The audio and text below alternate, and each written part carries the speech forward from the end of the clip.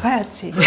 그게 무슨 말이야. 그럼 남자도 얘기할 수 있잖아. 나도 여자가 모는 포르쉐 타고 싶어. 아, 이건 똑같은 거잖아. 기분 나쁘다는 거지. 그런 말 절대 하면 안 되겠네. 이성에게 하면 안 되죠. 저는 회문 씨보다 강남 아파트가 더 좋아요. 이런 말을 왜 했을까? 주워 담을 수도 없고. 그래서 너무 안타까웠어. 여자들 이런 행동하거나 이런 말을 했을 때 남자가 다 도망가요. 반대로 여자가 이런 말하고 이런 행동하잖아? 남자가 한 트럭이 옵니다. 싫다는 남자 없어요.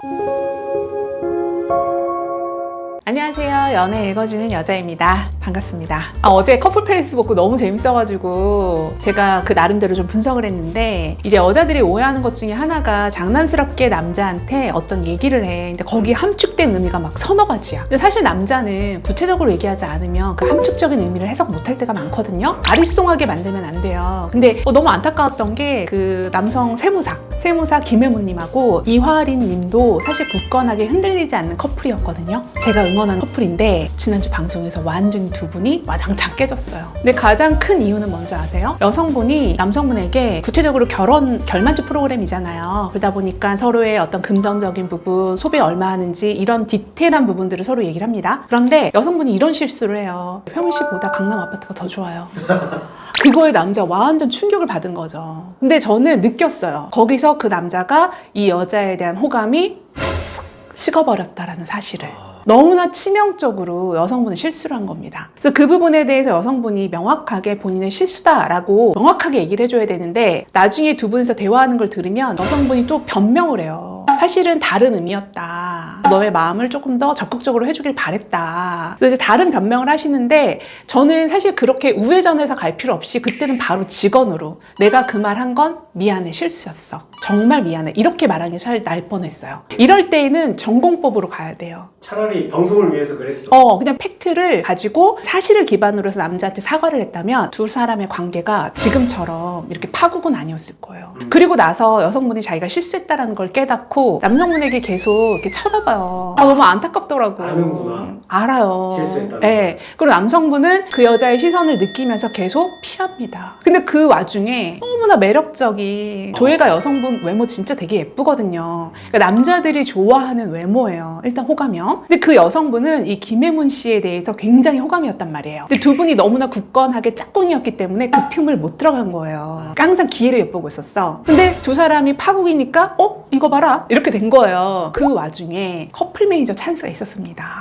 저희가 이제 회의를 거쳐가지고 저랑 미란다랑 모데이지 대표님하고 셋이서 회의를 해가지고 누구한테 한 번 더 데이트할 기회를 줄 거냐, 마지막으로. 이게 왜냐면 결만주 프로그램이다 보니까 그 전에 자기 마음에 확신이 있어야 되잖아. 근데 얘기해보지 않은 사람에 대한 아직 찝찝한 마음이 있는데, 얘기해보지 않고 그냥 공식적으로 이 사람하고 나하고 짝꿍이니까 끝까지 간다? 결혼으로 가겠습니까? 그래서 저희가 나서서 이 사람하고는 호감이 있니 한번 대화는 해봐라 라는 기회를 드렸거든요. 그래서 그 도예가 여성분과 세무사 김혜문님을 이렇게 만나게 했어요. 여성분은 너무 좋아했겠죠. 대화 나눠보고 싶어 했으니까. 근데 남성분은 의외라는 생각을 해요. 그리고 아직 마음속에는 화리님에 대한 마음이 조금 남아있어요. 그리고 대화를 하는데 장난 아닌 거야, 이 티키타카가. 예를 들어 내가 좋아하는 건 이런 건데 얘기하니까 여자도 저도 그거 좋아해요. 근데 그것만 가지고 호감이다 아니다라고 판단할 순 없잖아요. 안 그래요? 서로 너무 공통 취미가 맞고 대화도 잘 통해. 그렇다고 사랑의 감정을 느끼는 건 아니거든요. 그냥 잘 맞네? 근데 이성적인 끌림은 없네? 이럴 수도 있는 거고. 그런데 결정타를 날린 게 남자가 물어봐요. 혹시 결혼하면 집은 어떻게 생각하느냐? 똑같이 물어봐요. 그 여자가 뭐라는 줄 알아요? 어디든 좋아요 그래요.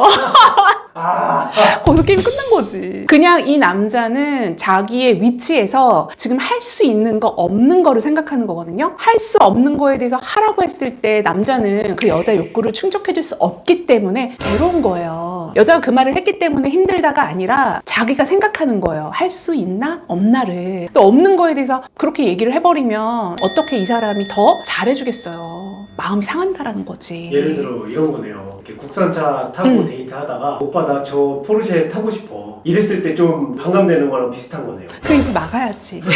그게 무슨 말이야. 그럼 남자도 얘기할 수 있잖아. 나도 여자가 모는 포르쉐 타고 싶어. 이건 똑같은 거잖아. 기분 나쁘다는 거지. 그런 말 절대 하면 안 되겠네. 이성에게 하면 안 되죠. 예를 들어 누구는 강남 안 살고 싶어? 우리 엄마 그러더라고요. 강남 누구나 살고 싶어 하지 저 아가씨 왜 저렇게 말하나? 이렇게 얘기하시더라고요. 그리고 제 주변의 지인들도 다 너무너무 안타까워했어요. 굳이 저는 회문시보다 강남 아파트가 더 좋아요. 이런 말을 왜 했을까? 주워 담을 수도 없고. 그래서 너무 안타까웠어. 그래서 제가 말씀드리고 싶은 게 여자들 이런 행동하거나 이런 말을 했을 때 남자가 다 도망가요. 반대로 여자가 이런 말하고 이런 행동하잖아? 남자가 한 트럭이 옵니다. 싫다는 남자 없어요. 그래서 너무 노골적으로 처음부터 썸 타는 단계에서 썸 타고 연애하고 그 다음에 교제잖아. 근데 이 과정 없이 처음부터 썸 탈 때부터 다 알고 싶은 건 사실이거든? 근데 예를 들어서 돈 얘기하는 거 있잖아요. 이런 거는 조금 피해라 이런 말씀 드리고 싶어요. 약간 우회전해서 가도 좋아. 근데 전공법으로 가는 여성분들도 있긴 하거든요. 근데 그게 상대가 들었을 때에는 기분이 나쁘다라는 거야. 일단 물어볼 수는 있어. 말할 수도 있어. 그런데 그걸 너무 노골적으로 얘기를 하면 돈이라는 건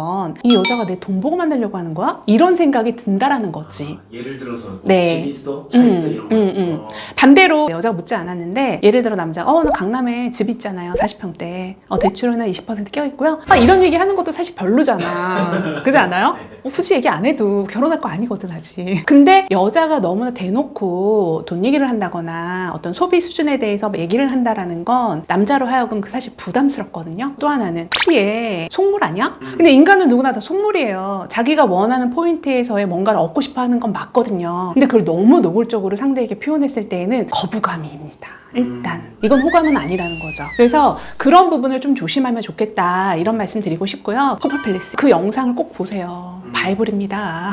이렇게 깨알 홍보 드리고요. 그리고 또 하나는 예를 들어 너무 확신에 찬 멘트를 하면 별로인 것 같아요. 남자가 아직 이 여자를 정식으로 교제할까? 결혼 전제로 만나볼까? 고민 중인데 혼자 들떠가지고 이 남자랑 사귀고 있어. 이미 결혼했어. 어디에 살고 있어. 이런 식의 스탠스나 말투나 행동은 남자를 도망가게 합니다. 질리게 해요. 부담스러울 것 같아요. 맞아요. 이 부담이 조금 더 나아가면 뭐라고 표현하는 줄 아세요? 집착.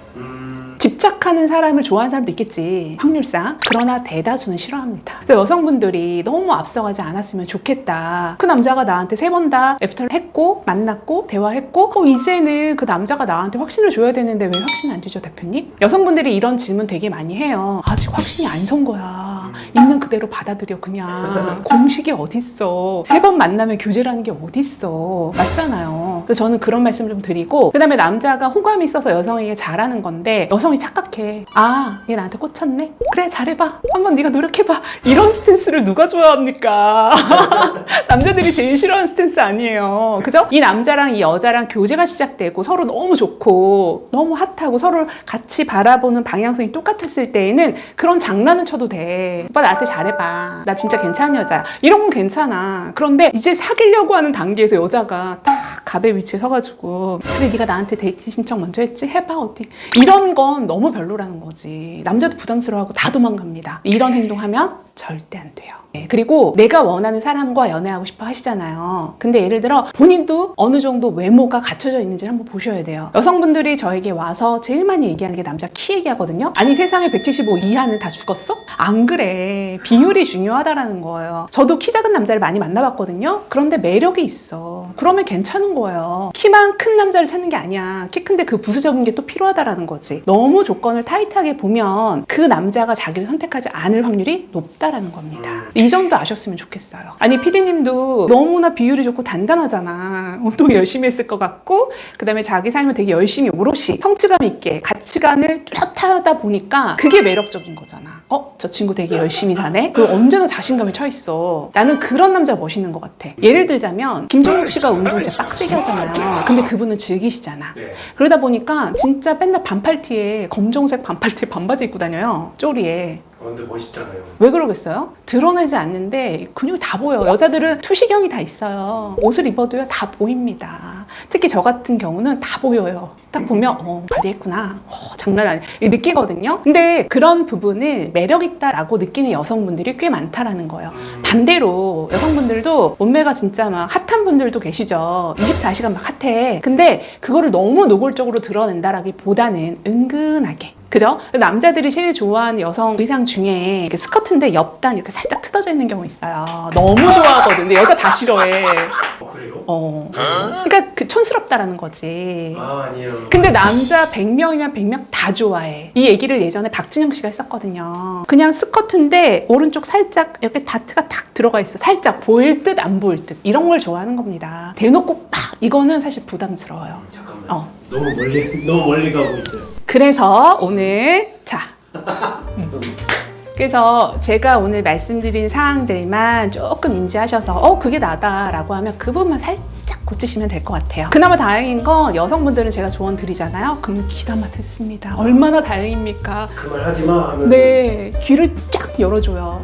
그런 것 같아요, 대표님 이러시거든요. 그래서 그걸 레벨업 합니다. 좋은 여자, 괜찮은 여자, 본인 스스로가 자기 객관을 통해서 변해간다라는 거죠. 그럴 때 제가 진짜 흐뭇하다라고 느끼는 것 같습니다. 그래서 오늘은 어떻게 보면 연애 컨설팅 관련된 얘기를 좀 드렸는데 도움이 됐는지 모르겠어요. 제가 사실은 더 얘기하고 싶긴 하거든요. 제가 방출하지 않은 101가지가 있습니다. 언제 한번 기회 주세요. 그래서 오늘 제 영상이 도움이 됐다면 좋아요, 구독 부탁드릴게요. 지금까지 연애 읽어주는 여자였습니다. 감사합니다.